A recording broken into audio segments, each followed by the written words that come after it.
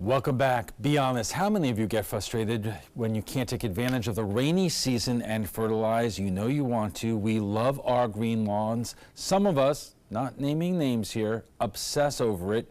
Who doesn't like the lush, thick carpet of green with the perfectly manicured edges, Bob? On the other hand, who loves this? The stink of death that we can't even estimate the number of fish and sea life because of red tide.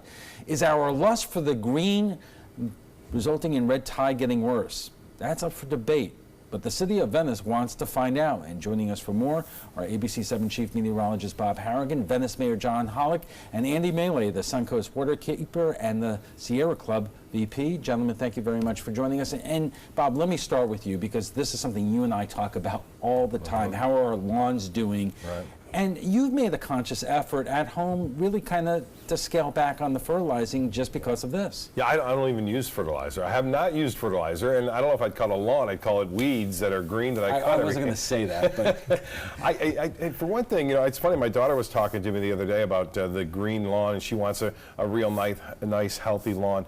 And she brought up the point, how about putting down some sort of indoor-outdoor carpeting? I said, well, people do that, but it's expensive to do.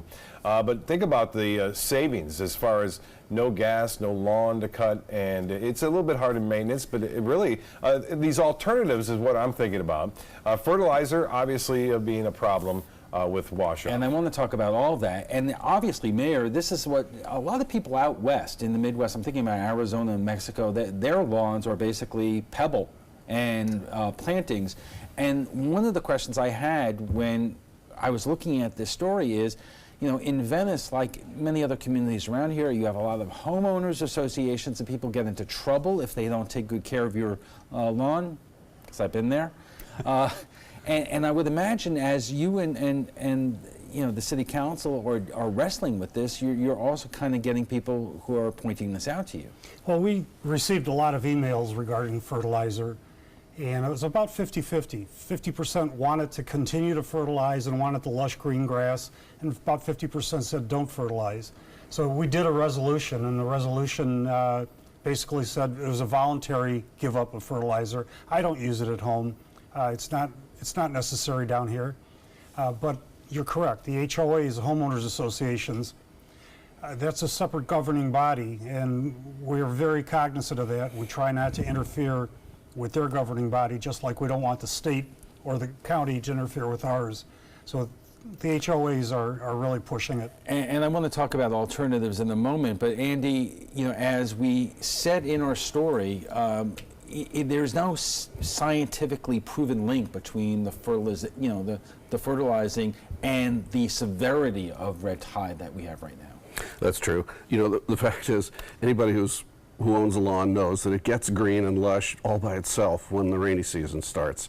I don't understand the compelling need for fertilizer to begin with. And there's the native Florida lawns. There's a whole rating system. Go to the county website and learn about native Florida lawns. They're yards. They're beautiful. They're diverse. They've got permaculture in them. They do all kinds of cool things like, you know, give you oranges and grapefruit. All right. They're wonderful things. We're going to talk about this more in a moment. Our conversation on the impact fertilizer is having on our environment continues. Welcome back. We are talking about the efforts the City of Venice is making to deal with the causes of red tide. And joining us for more are ABC 7 Chief Meteorologist Bob Harrigan, Venice Mayor John Hollick, and Andy Mealy, the Suncoast Waterkeeper and Sierra Club VP. Mayor, first, again, what exactly is the City of Venice trying to do here, and is the technology out there to do what you're hoping it could do? Well, the thought is that fertilizer contributes not to the origination of red tide, but it contributes to a stronger and longer bloom. What we're trying to do is lessen the use of fertilizer and make sure that people that are using it properly, keeping it away from water supplies, not using it during the summer months, things like that, using slow release. Has anybody said to you, I appreciate what you're doing, but you know what, mind your own business? Actually, it's the more vocal group is the one that I don't appreciate what you're doing. You're not doing enough, and do more, abolish fertilizer. You know, Bob, we've been talking about this all summer long. I have never seen anything like this in my time in Florida. I don't know if you have. I know there's a lot of speculation what the causes are, or could this be a natural phenomenon? Well, it is a natural phenomenon in that red tide occurs, and it typically develops 10 to 40 miles offshore. And then with tides and wind, it has a tendency to work its way toward the coast, and then it actually increases in intensity due to how much food it can live off. Now, people do know, and some people know, that red tide can actually live off sunlight. It actually can sustain itself just by sun. It uses all different kinds of nutrients to sustain its life. And one of them being obviously runoff from that. I had a chance to talk at the Scalapalooza, which was an event that took place this past weekend for Sarasota Bay Watch. And I talked to a captain there, and he said he drove down, actually boated down Sarasota Bay from Manatee County southward, and he says he's never seen anything like it. The lifelessness of the bay is just incredible. And Andy, this is actually moving northward. We're hearing about this all the way up into Pinellas County at this point, and in the environmental community, I mean, what is the reaction? Is there an unprecedented reaction to this? There's an unprecedented reaction in the public. The public awareness of it is fueling a lot of what we're doing. We're concerned about the fact that the scientific community is not paying enough attention to inputs. Well, let me ask you this, because we've done stories about what Marine is doing. The governor's putting money into this. Yeah. Well, there was just a big press conference yesterday. Right. Our concern is that, think of it as somebody turns on a gas pump and leaves it there and walks away from it. And after a while, people start noticing there's a gas spill. So they come up with detection devices. Let's study this gas spill, and let's try to contain it, and let's try to pick it up with absorbent material, and it's just pouring and pouring and pouring onto the ground. Nobody goes back to the gas pump to just turn it off. It's like that. This is a man-made problem, and it's a simple fix. We have to take a quick break. We are just getting warmed up on our conversation on the impact fertilizer is having on the environment. We'll continue after a quick break. Stay with us.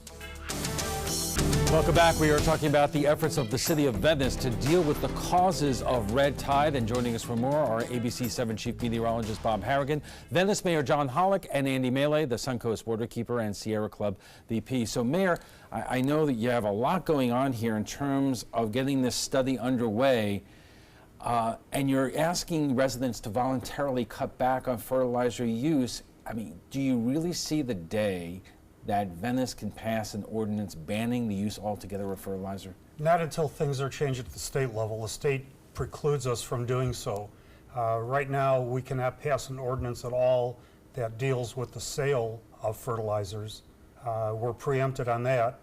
And any ordinance that we would pass on on fertilizer use would have to follow the state guidelines. It could not be more strict than the guidelines that the state set. The ordinance that we're under currently was written in 2007 by the county, which is prior to the date that you can't write an ordinance. Our ordinance is more strict than the state. The city of Venice tagged onto it in 2009. The reason we didn't write our own is by the time we tagged on, it was too late to write our own. And just for people to know, there are certain periods of the year where use of fertilizer is blacked out. June 1st through September 30th, individuals cannot use fertilizer. Government can, golf courses can, and schools can. So many questions. Andy, do you see any renewed pressure on the state legislature to do something about this? I certainly hope so. Since 1992, we were supposed to have numeric water quality standards, and successive governors of both parties have successfully managed to tap dance around it, so we still don't have enforceable numeric water quality standards. If we have numeric water quality standards, and if we have some staff put back into the DEP, because our governor, one of his first sentient acts was to sack about 400 people. And that's an important point to make, because people, I remember getting an email from a viewer a little while ago saying, you know, what we love about Florida is low taxes, especially if they're moving down here from the Northeast.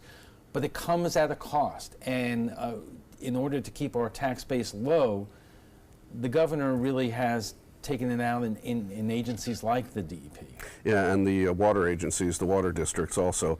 But the point is, if we don't have numeric standards and we don't have enforcement people, we will never know whether the city of the golf courses in the city of Venice are part of the problem or not. And we'll never be able to develop a policy response just to even that small slice of it, let alone what's coming down the Kissimmee River into Lake Okeechobee. You know, let's take a pause right now and just ask about where we're at. I know, Bob, over the last couple of weeks, you have said it would take kind of like a tropical storm for us to wash the red tide out there and kind of break the cycle we seem to be locked into right now. Is that what you maintain, or I mean, it has to be something. I talked to a school of some kids, first and second graders. They asked me yesterday, when is this red tide going away? I said, no one knows. That's the $1 million question. But I said, think about it as a bathtub, and you drop a dye in it, one little drop of dye in the corner of the bathtub with water. And if you don't stir the water up, that dye stays right there and slowly starts to get up. But now if you stick your hand in there, move it around a little bit, it disperses. Obviously that dye moves over a larger area and it's less and less intense. And that would be good news for the marine life. Obviously it's the million cells, or even less than that are killing all the marine life that we're seeing right now. And speaking of marine life, the Baywatch, Sarasota Baywatch, the place I went to last week, that's Scalapalooza, their idea, and they're getting funds raised for this as well, is to put clams in the bay. Something native to this area. We don't see a lot of clams because for some reason or other seagrasses went out, and so there's not as many clams now. So they put over 1 million clams in the bay, and those clams are feeders and they are filterers as well. They eat the red tide, so maybe that's another solution. and maybe you're trying to get some of those clams down in Venice. Yes, I did talk with Sarasota Baywatch, and it has to be next on their list to make sure that when they have sufficient clams come down to Venice, we'll take them. And Andy, so far we're talking about one piece of the equation here. We're talking about what we can do as homeowners in terms of limiting our use of fertilizers, and we should talk about some of the other alternatives out there. But in this part of Florida, we also manufacture fertilizer, and do you believe that's part of the problem? It certainly is. 8 of the 10 most intensively productive agricultural counties are just directly north and west of Lake Okeechobee, as is the phosphate mining district. They're right on top of each other, and it's all coming downstream into that lake. The dynamic that's happening right now, unquestionably, is that the nutrients going into the lake are coming out to both coasts in the form of this toxic blue-green algae, the cyanobacteria. Cyanobacteria is fascinating. It's been around for 4 billion years. It's one of the organisms that made our planet habitable. It made the atmosphere. It produces oxygen. But when it gets down to the salt water, it dies, releases its nutrients, and then the red tide picks it up and they're off like a shot. So, Mayor, what kind of conversations have there been between political leaders like yourself and your legislative delegation, and you have a whole bunch of guys, who are trying to run for governor and U.S. Senate and Congress coming through the area? Are you trying to put the screws to them and say, look, we caused this to some degree perhaps, and it's our responsibility to finally do something about it? Well, fortunately, yes, we do have a few coalitions going that I am part of. There's the Florida Southwest Gulf Coast Coalition of Mayors. There's several others, and I'm in touch with individual mayors as well. Council of Governments met right here in Sarasota County. The City of Venice did send a letter to Governor Scott, and part of that letter was double the state funding for research and fund Moat Marine $5 million a year for a HAB lab, harmful algae bloom.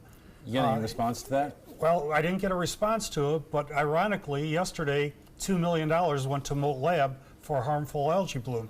That, to me, is better than a written response. It's time for final thoughts, and Bob, I'm going to start with you because we want to talk about that. There really are alternatives out there in terms of how to make your lawns more lush without the use of fertilizers. There are a lot of organic possibilities there.